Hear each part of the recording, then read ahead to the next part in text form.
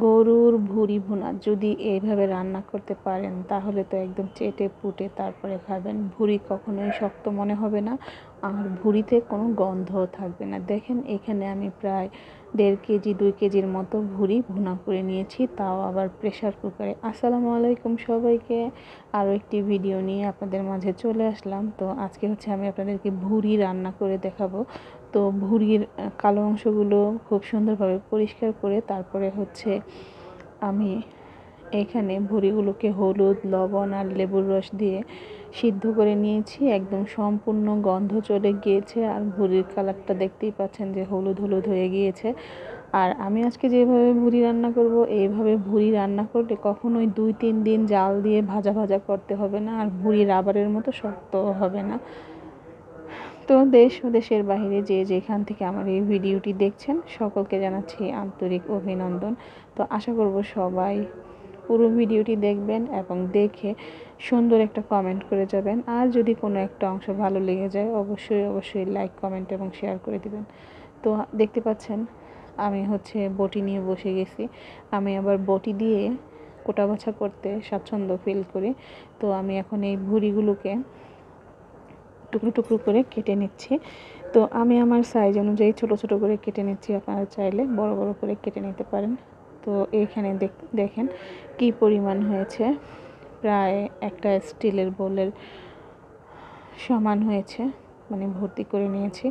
এখন এখান থেকে আমি হচ্ছে কিছু রেখে দিব, আর বাকিগুলো হচ্ছে রান্না করে দেখাবো। তো এটার শর্ট ভিডিও অবশ্যই আপনারা দেখেছিলেন যে আমি কিভাবে ফ্রোজেন করে রেখেছিলাম। যাই হোক, আজকের ভুঁড়িগুলোকে আমি হচ্ছে রান্না করব প্রেশার কুকারে।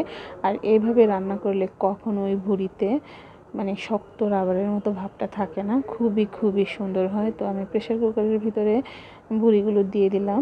এখন একে একে সব মশলা দিয়ে দিব। তো বেশ কিছু পেঁয়াজ কুচি দিয়ে দিচ্ছি। তো পেঁয়াজ কুচিগুলো দিয়ে দেওয়ার পরে বাকি মশলাগুলো আমি দিয়ে দিব। এইখানে আমি শুকনো মশলাগুলো দিয়ে দিলাম প্রথমে, দারচিনি, এলাচি, লবঙ্গ, তেজপাতা, গোলমরিচ। তো এগুলো দিয়ে দেওয়ার পরে এখানে আমি দিয়ে দিব লবণ, আর হচ্ছে দিয়ে দিব আদা রসুন বাটা। তার আগে আমি হচ্ছে শুকনো মশলাগুলোকে পানিতে ভিজিয়ে নিয়েছিলাম, হলুদ গুঁড়া, মরিচ গুঁড়া, ধনিয়ার গুঁড়া, জিরা গুঁড়া। তো পানিতে ভিজিয়ে রাখার পরে প্রায় হচ্ছে এখানে 2 টেবিল চামচের উপরে হয়েছে। তারপরে এখানে আদা রসুন বাটা দিয়ে দিলাম বেশ কিছু পরিমাণ।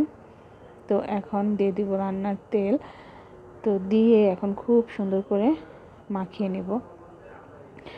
একবারে মাখিয়ে তারপরে হচ্ছে প্রেশার কুকারে বসিয়ে দিব। তো প্রায় 10-12টা সিটি আসলে আমি কুকারটা বন্ধ করে নিয়ে তারপরে হচ্ছে ঝোলের পানিগুলো শুকিয়ে নেব। আর 10-12টা সিটি দেওয়াতে ভুঁড়িগুলো একবারে মানে খুবই সুন্দর সফট হয়ে যাবে, কিন্তু কখনোই গলে যাবে না। আর যেহেতু প্রেশার কুকারে রান্না করব, পানির পরিমাণটা কম দিব, কারণ প্রেশার কুকারে তো পানিটা অত একটা টানবে না। পরে আবার কুকারের প্রেশার কমিয়ে তারপরে হচ্ছে ভাজা ভাজা করে নেব।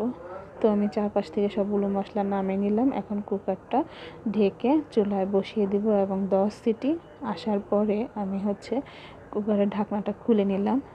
এখন হচ্ছে দেখতে পাচ্ছেন কি পরিমাণ হয়েছে, আর রান্নাটা কিন্তু অনেক সুন্দর হয়েছে। জাস্ট এখন নেড়ে চেড়ে এই পানিগুলো শুকিয়ে এখানে ভাজা জিরার গুঁড়া এবং গরম মশলার গুঁড়া আমি দিয়ে দিয়েছি ঢাকনা খোলার পরপরই। তারপর হচ্ছে এখানে আমি শাক বাটা দিয়ে তারপর হচ্ছে একবারে ঝোলগুলো শুকিয়ে ভাজা ভাজা করে নেব। তো ফিরে আসছি আরও 10 থেকে 15 মিনিট পরে। আর আমার তো এখনই খেতে ইচ্ছে করছে। আর এই যে দেখেন ঝোলগুলো পুরো শুকিয়ে গিয়েছে। এখন হচ্ছে আর একটু ভাজা ভাজা করব, তারপরে হচ্ছে নামিয়ে নিব। এটা রুটি, পরোটা বলেন, মুড়ি বলেন, ভাত বলেন, খিচুড়ি বলেন, সব কিছুর সাথে খুবই ভালো লাগে। আর ভুঁড়ি পছন্দ করে না বাঙালিদের ভিতরে মনে হয় এমন কেউ নাই, হয়তো অনেকে লজ্জায় বলে না। তো এই যে দেখেন আমি এখানে একটা সার্ভিং বলে সার্ভ করে নিয়েছি, আর রঙটা দেখেন কত সুন্দর হয়েছে। আর আমার তো এখনই খেতে ইচ্ছে করতেছে। তো পুরো ভিডিও জুড়ে যারা ছিলেন তাদের সকলকে অসংখ্য অসংখ্য ধন্যবাদ। আর ভিডিওর শেষে অবশ্যই আপনাদেরকে আবারও বলবো, যদি ভিডিওটা ভালো লেগে যায় তাহলে অবশ্যই লাইক, কমেন্ট এবং শেয়ার করে দিবেন। আর একবার হলেও এভাবে প্রেশার কুকারে রান্না করে খেয়ে দেখবেন, এটা যে কী মজা।